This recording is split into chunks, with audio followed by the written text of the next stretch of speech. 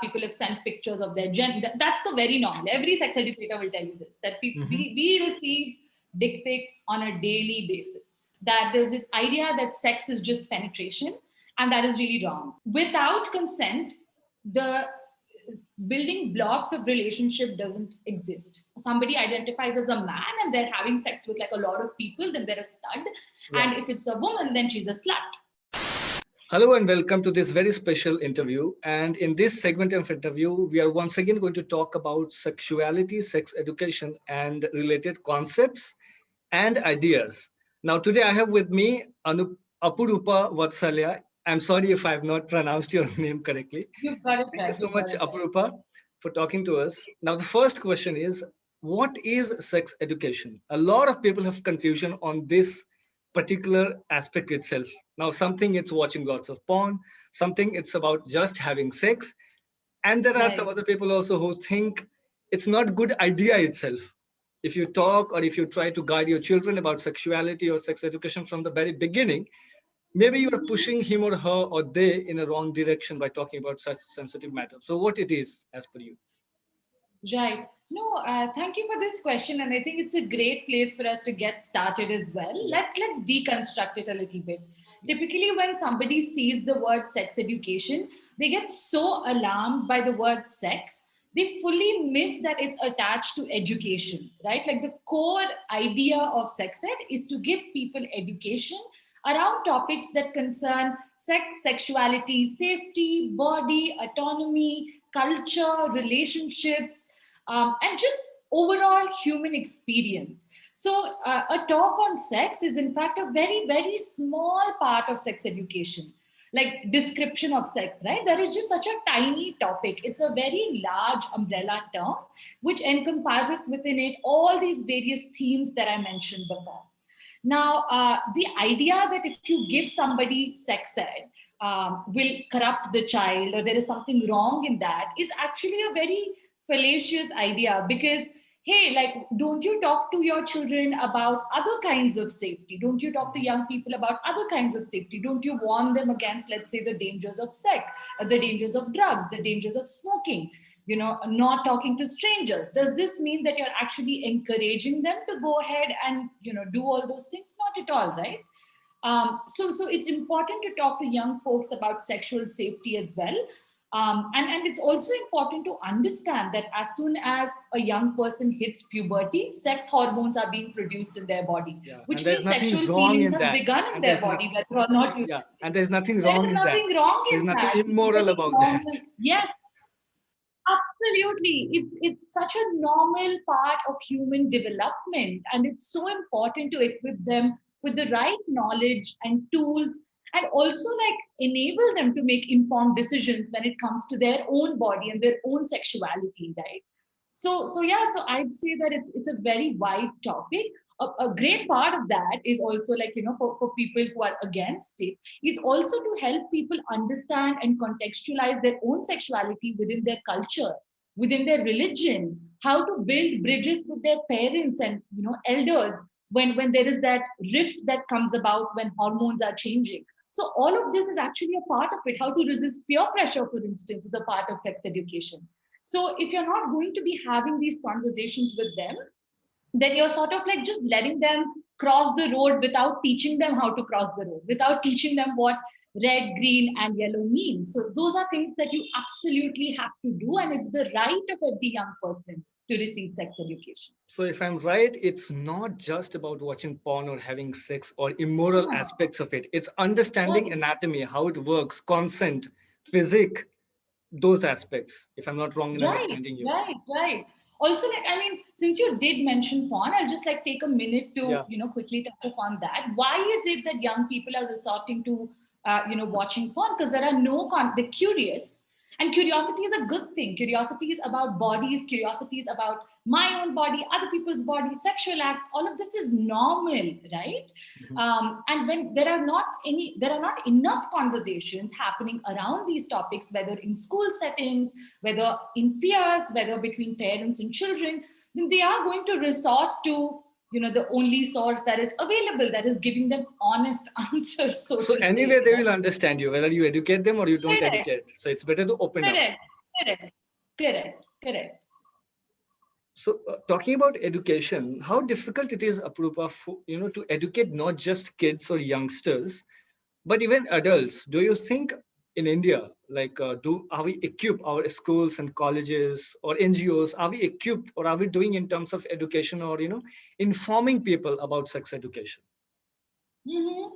So, see, it's not necessarily super difficult, right? Like after you break that initial barrier wherein you have that conversation around with stakeholders, especially when working with young folks, you always talk to like the parents and the teachers first and you invite them into the process. Mhm. I feel like once that ice is broken, then the conversation does flow quite smoothly from there. Also, and I think like with young people, with children, or with like even adults, young adults, it's very easy to have those conversations because they're already in that place. They're already curious. They're already thinking about these things. They're already accessing resources online. So essentially, like what sex ed does for them is it gives them a safe space for them to like bridge the gap between what they're hearing, what they see at home, maybe, or some myths and misconceptions that they might have internalized. It also gives them a safe space to share any untoward experiences that they may be having, whether emotionally, physically, or sexually.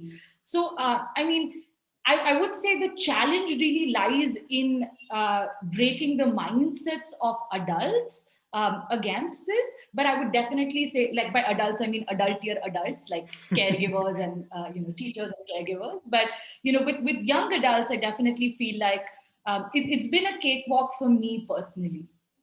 So you haven't encountered any challenges in terms of educating them, because why I'm asking this question again is because it's a very sensitive issue, and we know in our society we're not so open about talking this now because of digital media penetration and people like you, like there are so many educators and content creators who specifically focus on sexuality and sex education.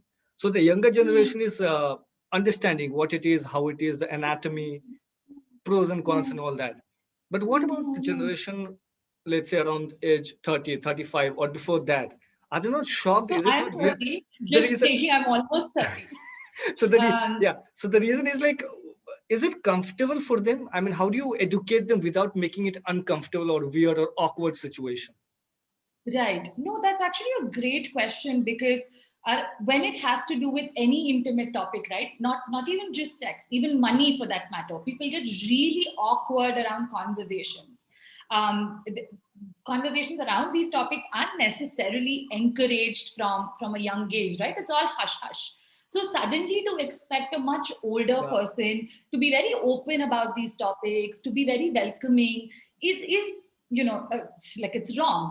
You have to work with people where they're at, and I think that's always been my approach, right? I'm not going to force information on people that they're not ready for, and my aim is to never be like, oh, I'll convince you on what I think is right. Mhm. You need to have access to all types of information, and then you can make informed decisions based on like the pros and cons of situations, right? So one very common question that I'm often asked by younger people is like, what is the right age to have sex? And I'm like, I'm not the person, or anybody for that matter, right, should tell you what the right age to have sex is. Of course, there is a legal age, which is 18, and there are legal repercussions to having sex before the age of 18, because as per POCSO, which is Protection of Children Yeah, Against yeah. Sexual Offences Act, you will be penalized, right, for sexual experimentation before the age of 18. But like, I mean, that is the law. You need to be aware of your rights. But having said that, it's not up to me to tell you what the right time is. Now, when I say something like this, to a parent, that like, let's say your child was to ask me a question like this is how I would respond, or this is how I have responded. Of course, the parent is taken aback. The parent is like, oh, but like you should tell them that like sex before marriage is wrong. So of course there are those kinds of like ideological sort of just mismatch, right? Like also disconnect between what's happening in the lives of young people, the dichotomy that exists, and what parents think is actually happening. Like there is a huge gap that needs bridging. Yeah, so there is like this huge gap that needs to be bridged, and I feel like parents also need to see like the kind of content young people are consuming. They also need to see like the kind of conversations that they're having with peers, also that young people are experimenting sexually, and that is a reality. The average age at which a young person in a metro experiments is age 14, right? Like that is pretty young. So for a parent to say, oh, wait till marriage, sure, you can those can definitely be your familial values, right? Like maybe in your family you don't believe in sex before marriage, and that's a conversation that you can pass on your morals and values to your child. I'm not denying that, but I'm saying it'll be foolish of you to not equip your child with all the right information, because should they be in a situation, right, or should they be experimenting with somebody, just because you've said it doesn't mean it's going to happen exactly like that. You do want to prepare your child adequately for a situation like that. You do want your child to know about consent. You do want them to know that Exactly. their body is their own, and they are supposed to respect the bodily autonomy of other people. You do want to equip your child with like sexual safety practices, like how can one engage in safer sex, whether that is physically, emotionally, sexually. What if your child, you often hear also of like cops who will arrest like young kids and young people, and they'll threaten to Moral call their policing and all. parents, right? Yeah. Right, like the moral policing is rampant, and you see that, especially if they've engaged in some form of PDA, etc. You should be the person, your child should be able to pick up the phone and call you up and say, hey, like I'm in this type of trouble. Later you can have a conversation with your child, but your child shouldn't feel stranded in that situation. So I think like it's challenging in the sense that like parents are, in the sense they're not willing almost to accept the reality of this generation. But I do feel like in my personal experience, because I've worked with a very specific slice of the society, right? Like I've worked with largely international schools, and I've worked with private groups wherein parents themselves have organized these workshops. So I think my experience has, touchwood, been one where it's been quite receptive. But the few times that I've worked in even busties, for instance, I've found that the parents there, once you have that conversation with them about what you're going to talk to their child about, and really inviting them into the process, I think that's super important, right? Like at the end Participation. of the day, they're the parent, they Mhm. are the gatekeeper, like when it Yeah. comes to their child. So when they feel confident in you and what you are going to impart to their child, I think that is when some of those sort of rigid boundaries and restrictions that they have start to dissolve a little Yeah. bit. So now, Apurupa, please tell me what are the biggest myths, sex and sexuality myths in this country, as per Hmm. you? Yeah, I mean, there's just so many. I think like The so, biggest so, ones, so, so. the very common The ones. biggest one being that, like, only queer people, for instance, have a sexuality. Like, please understand the word sexuality. It doesn't mean sexual orientation. And even like heterosexual people have a sexual orientation. Their sexual orientation is heterosexual. So if you are able to talk to young children about, oh, is that girl your girlfriend, wife? You're able to take them to marriages, and you're able to have all these conversations with them, right? So please understand that talking about queer folks is also the same. It's not, they're not asking you to talk to your like 5-year-old about sex, right? You don't tell your 5-year-old about sex if you take them to a marriage. Never. So to understand that everybody has a sexuality and everybody has sexual expression.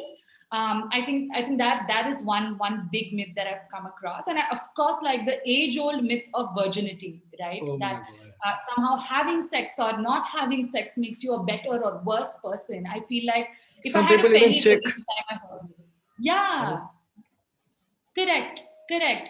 But it is a social construct. And yes, if you are somebody who wants to, not have sex with anybody till you are married, that's a valid choice. If you are somebody who wants to wait for a special someone, that's a valid choice. But that doesn't make you a better person. It's just a choice you are making. I think to remember that as well. And also, if you're thinking about virginity in terms of some sort of a physical membrane that exists in the body of a person who's been assigned female at birth, well, the membrane can be torn due to various reasons, like even like sports, or using a sex toy at times. Some people are born without it. Some people, in the case of some people, it doesn't even tear even after having penetrative sex. Mhm. So I mean, that I think is another myth. And just the third myth that I'd like to quickly highlight is that there's this idea that sex is just penetration, and that is really wrong, right? Biggest Because it biggest invalidates, misunderstanding. yeah, yeah, because it just invalidates every other type of sexual expression, and it just reduces it to foreplay. Now, there are many people for whom penetrative sex may not be possible. They may have a physical condition which may make it impossible. It's very ableist to say that, therefore, penetrative sex is the only type of sex. There are some people who may not be interested in it. Like that's not the way that they enjoy having sex, or that's not their preference. And like, it's up to them as to how they want to express themselves sexually. For some people it may be something that they're averse to. Like there are asexual people, for instance, who are averse to sexual acts and averse to, like, specifically maybe penetrative sexual acts, right? They may choose to express it in other ways, and that is valid too. So I think, like, a very, very big myth is that sex is always penetration and everything else is just like foreplay, or like, also, like, people keep saying first base, second base, third base. Do you know, like, these are baseball terms? Do we play baseball? Like, do Indians know baseball? Like, why have we accepted this as this universally valid sort of idea of, sexual progression? So I feel like, in my opinion, these would be three big myths that I want to address. So, Apurupa, why do you think sex and shame both are associated with women? For example, if a man loses his virginity, or even for that matter, third gender, or whoever loses virginity, he is stud. Okay, he's a man, he can do. That's the common idea. But if a woman does, her character is assassinated. She is not good. She is immorally bad. Why is this sex and shame mostly associated with women? Right. No, I also quickly want to address, just the idea of third gender. I find it ridiculous, because what are you saying when you call somebody third gender? Are you saying there is a first gender and a second gender, and these people are like third in the list? No, Right? I'm not not saying at that. all. No, I'm not saying you're saying that. The law says that. The law Okay. says that. You're not saying that. Yeah, Right? for me, I'm not everybody is accusing equal. you. No, absolutely. But, the phrasing of the term which Yeah, yeah. exists in our law Or the is other such gender. that, Now they have the other yeah, gender. Yeah, correct. And that is ridiculous to me. yeah, yeah. Also, like, you're absolutely right in saying that there exists sort of this belief that if somebody identifies as a man and they're having sex with, like, a lot of people, then they're a stud. Yeah, And if it's a woman, then she's a slut, yeah, right? Like, that's the exactly. word that's thrown in her face. So I've also heard, somebody actually use this example with me where they said that, oh, you know what? Like, if there is a key, right, and it opens multiple locks, then it's a master key. And if there is a lock and it is opened by all keys, then it's a bad lock. And This I'm is like, firstly, ridiculous. human beings are not lock and key. This is like this idea. You also hear, oh, you should keep the lollipop covered up. If you open it, then flies will come and Mhm. sit on it. Obviously, like, why are you reducing people to inanimate objects? These are living, feeling people, And they have right? Like, sense. They know what is right and wrong for them. The way you have. I mean, correct. And of course, like, there is so much shame, right? Because we are the biggest proponents of purity culture. It's also a deeply casteist idea when you emphasize so much on the purity of a person, and this policing of, like, women's bodies and this controlling of women's bodies is like nothing new. It is the gift of casteism, colonialism, capitalism that we obviously, intergenerationally. if a man, sorry to cut you, if a man is not satisfied, maybe you are wrong. If a woman is not satisfied, you're a slut. Or I mean, sorry to use that word, but that's how the comparison Mm, is. Like, who are you? Or they're compared with some other mm, sex workers or something like that, which is ridiculous. Both are humans. How can it be that if right, you are satisfied, if she is not satisfied sexually or physically, how can you do this right. comparison?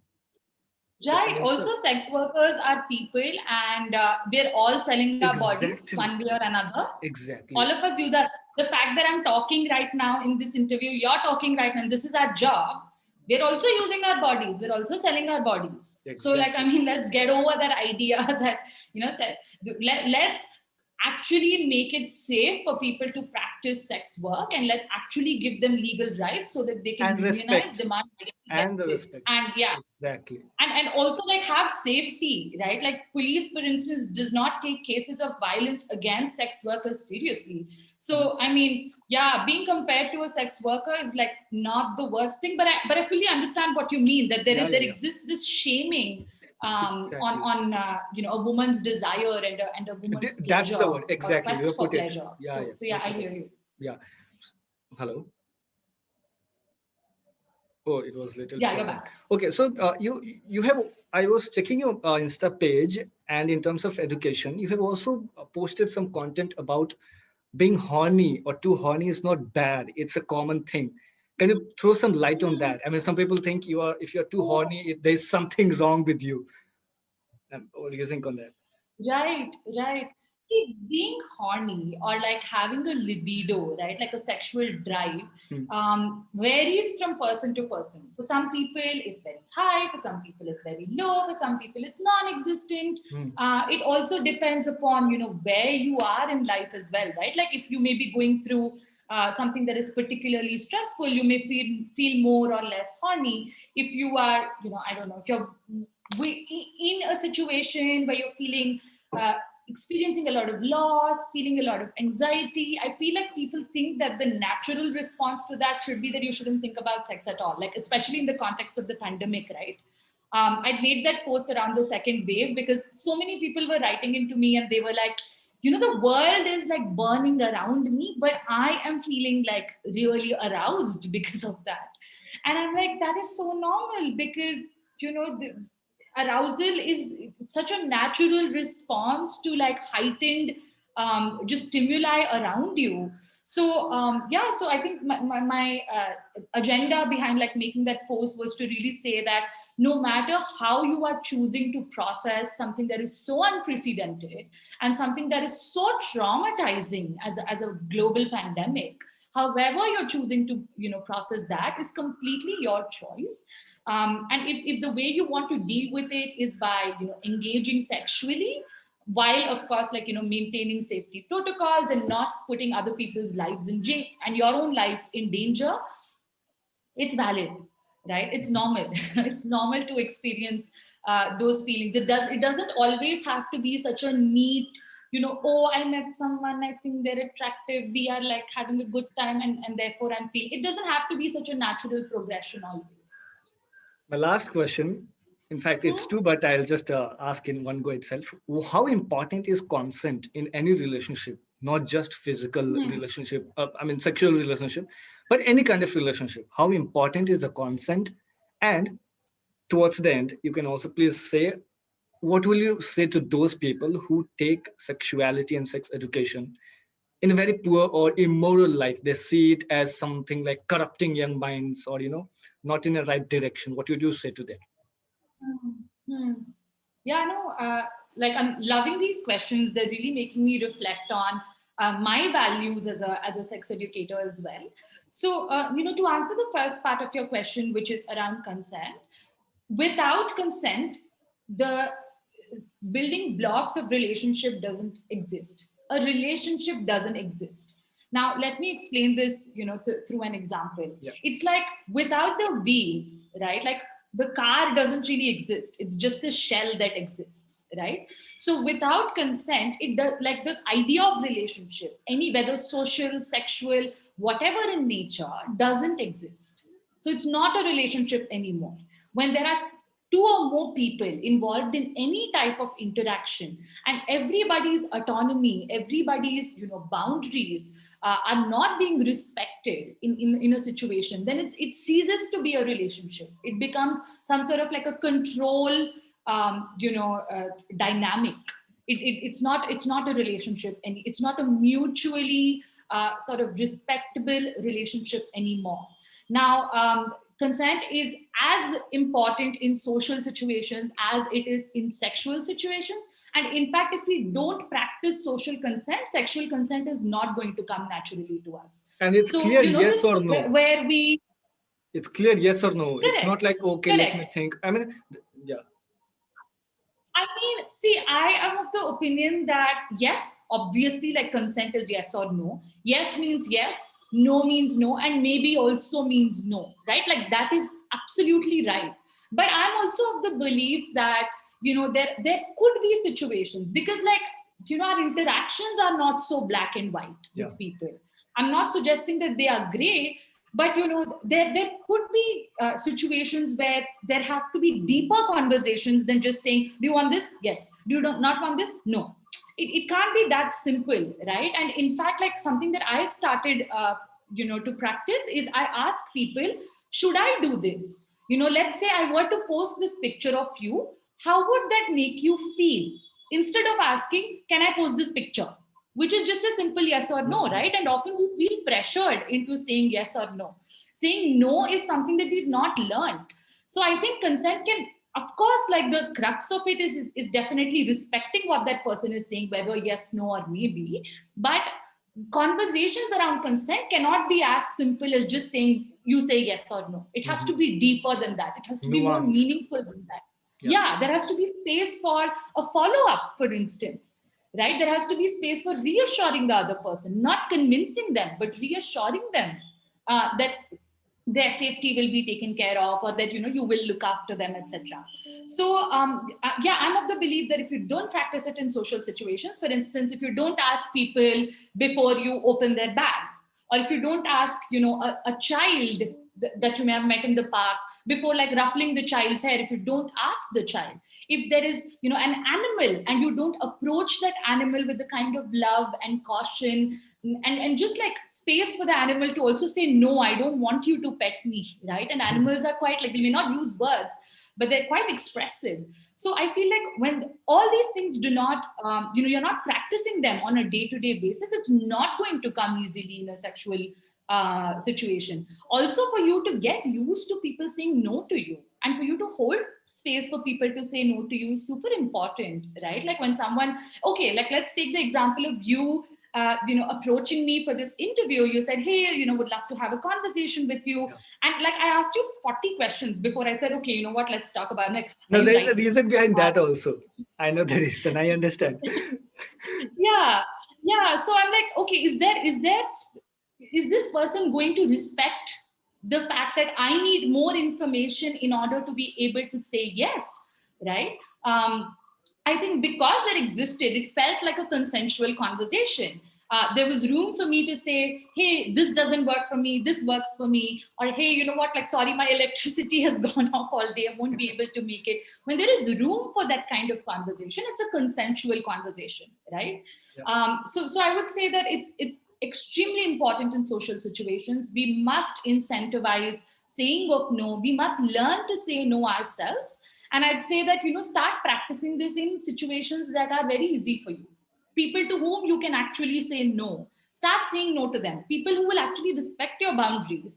Start practicing, just say, not agreeing with people or not showing up and disappointing people. Start practicing all of that so that in a sexual situation, you're actually able to say a real yes or no and not feel pressured in the moment as well, and also hold space for the other person to be able to say yes or no.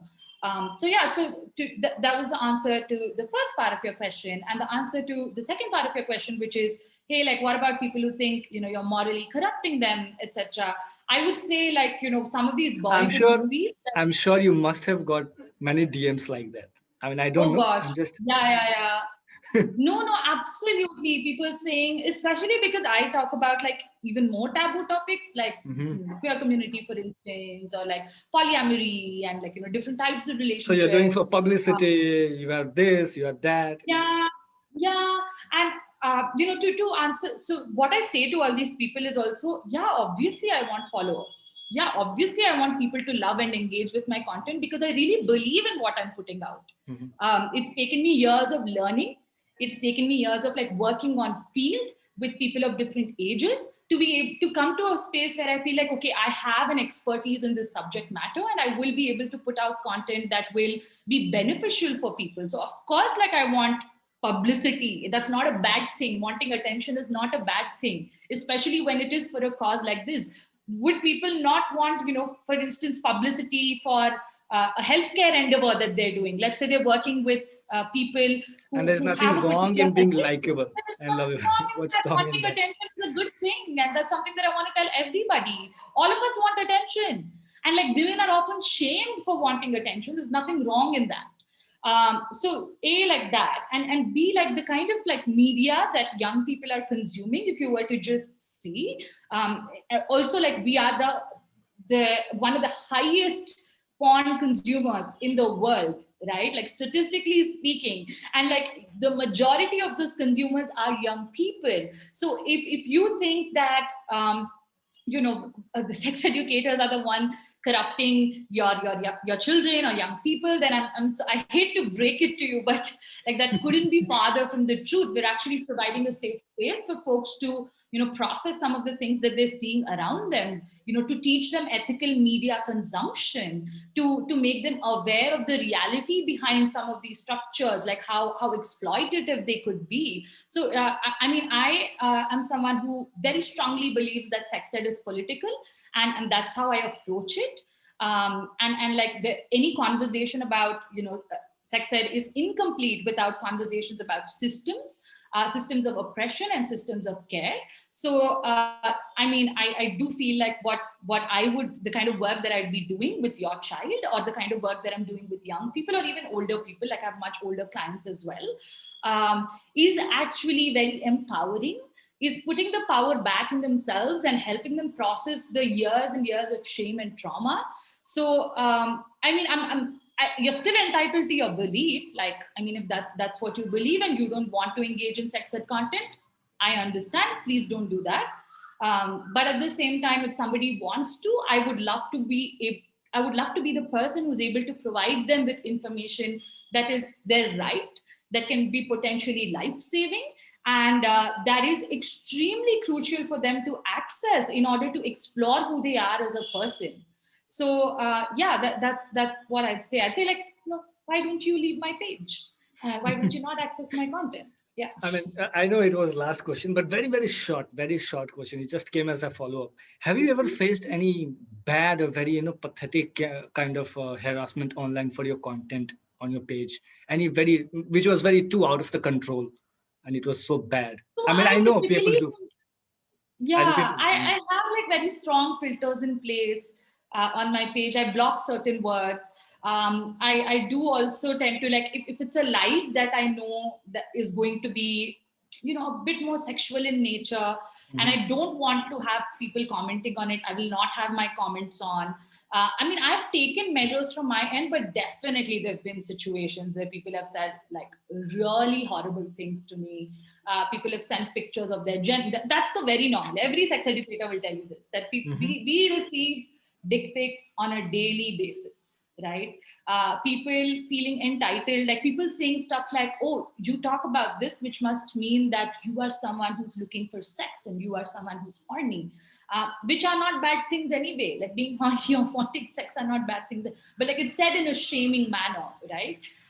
So it happens, but I think I've just sort of learned to look away, and I've also learned to deal with it. And when it gets too much, I have a very supportive community of other sex educators, like in fact Karishma, who's on one of your previous episodes. And we share with each other, and we're sort of there for each other. So I think, it happens it's almost like part of the job. It shouldn't be, and it's sad that we have to go through this, but hey, that's how it sort of is right now. Yeah. Thank you so much, Apurupa Vatsalya.